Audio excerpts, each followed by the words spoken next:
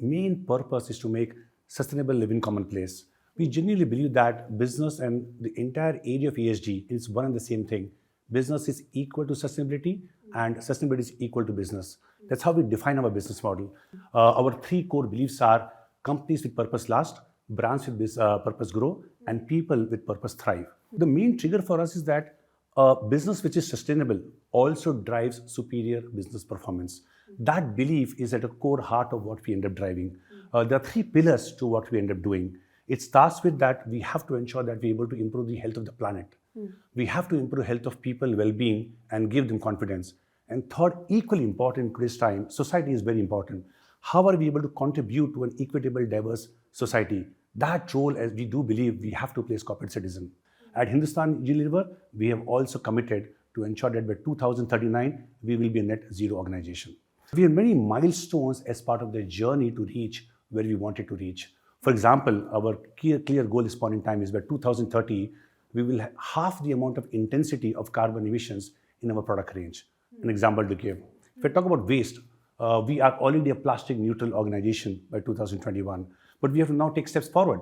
How do we ensure that our entire business has usage of plastic which is either reusable or recyclable or compostable? That's a clear goal on waste we are working upon. And we run a very large program on creating water potential. Through Hindustan Unilever Foundation, we are aiming to create 3 trillion litre of water potential.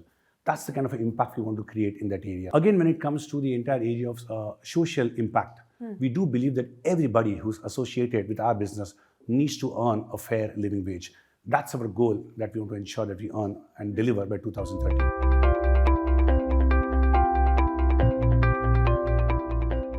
There is increased awareness and I would say synchronized actions across stakeholders, whether it's the customer or the consumer, whether it's investors, employees, government, and regulators. I think our recent insights from our Future Consumer Index shows that 43% of the global consumer want to buy more from organizations that are more sustainable, products and services which helps the society, and they are also willing to pay more for certain categories. 64% of the consumer are willing to change their behavior in a manner that it helps the environment and the society. So that's from a consumer standpoint. There is increased demand for consistent and comparable ESG performance, whether it's the public investors or the private investors. There is a lot of discussion around employee value proposition, and I think Unilever is a great example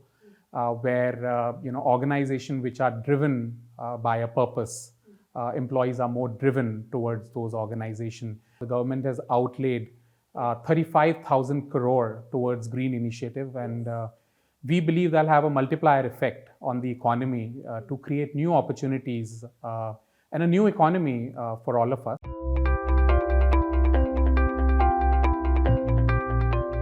The entire ESG trend has now genuinely become a mega trend.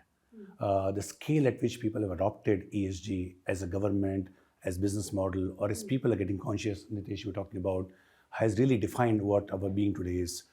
We know what today, for example, if you look at 2019 onwards, in the last 3 years, there's 5 times increase in asset under management, which are focused on ESG business model.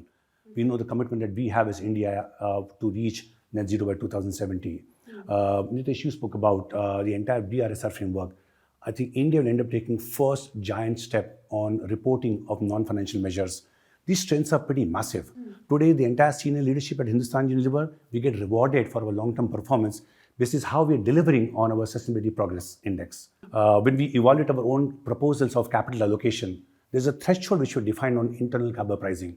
Such elements ensure that these are not left at a high strategic level, but they're embedded very well in the organization. Big job to be done on non-financial reporting. For every CFO, every finance team today, the systems, processes, technology have been all tuned for financial reporting. World, India today now is encountering the challenge, how do we end up doing a good job when you have to report across multiple non-financial parameters? The challenge out here is today resource allocation cannot only be done across multiple priorities within the current time horizon. You have to allocate resources for today and tomorrow. We also have a challenge to ensure that your performance management systems will have to performance manage priorities and deliverables which are multi-year in its tenure. A business which is not sustainable, in my view, in our view, will not thrive.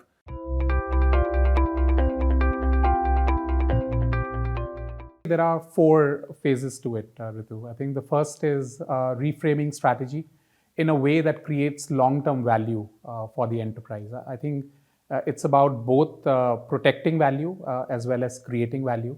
I think the second phase is really about accelerating transition in a manner that, how do you create change initiatives which addresses the underlying business case, right, from a sustainability standpoint as well as from a business standpoint. Third, I think it's very critical that how do you govern and operate in a manner to embed within your ways of working in an organization to really sustain these programs which are long drawn.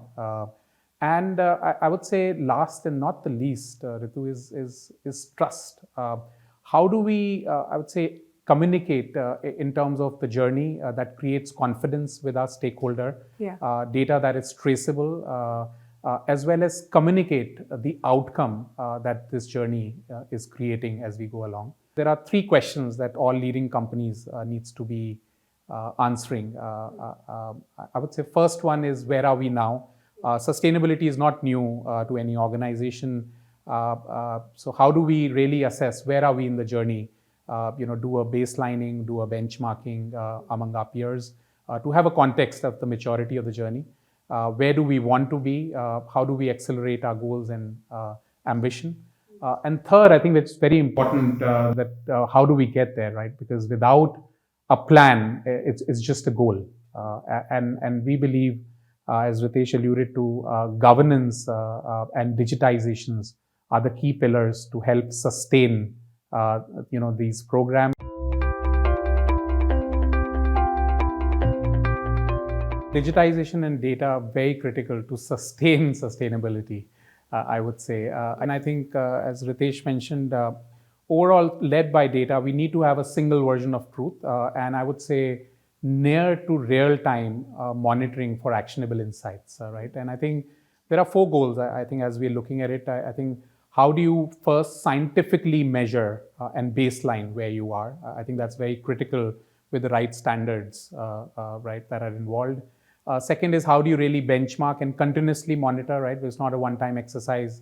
How do you embed this into business as usual? I think third is definitely, as you start to take actions and initiatives, how are you improving the performance, right, to create value for the organization? I think is very critical. And last and not the least, I think certainly, how do you communicate in a manner that creates confidence and also demonstrate the underlying business case. From a data standpoint, just at a more operational level, I think there are 3 data models that we've been working with. One, as we look at data from sustainability, is data that enterprise emits, right? So if we were to look at Unilever, within the 4 walls of Unilever, right?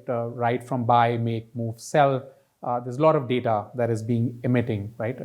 Across the business transaction. I think that's one, enterprise data, as we call it. But the larger chunk is certainly the supply chain data, right? The ecosystem. How do you really measure across your third parties and even your fourth parties, one would say. And I would say third is even external data, right? So in terms of intelligence from a sectoral standpoint, what are the perceptions or assessment from an investor standpoint? What is it that your consumers are saying, right? So external intelligence. And we believe the third party data, the external data and the intelligence and benchmarking, I think is very, very critical to create comparative differentiation. ESG is everybody's business, from classroom to boardroom. And as CFO, I see ourselves as chief value architect. Our job as CFO is to ensure that our business models are sustainable. And we have to bring business and sustainability at a common plate together. Creating value and protect value, in my mind, every CFO has to do in the area of ESG. Sustainability is everyone's business. Second, I would say all leading organizations now need to be on a transition plan, on a pathway. Net zero, I think, is very, very critical. Even we at EY, like Unilever, have taken our net zero target, and we are on our journey. Third, I would say, I think sectoral inputs are very, very important, right? Because we believe environmental and social are very sectoral, while governance is agnostic. So, how do we sectorize this journey? I think teaming is very critical. It's a cross-teaming sport, right? You have to team across the organization, across the ecosystem. I think so. Collaboration is very, very critical. The role of finance as stewards to really drive this across the organization is very, very critical, and to build trust within the journey with a data-led approach is very critical.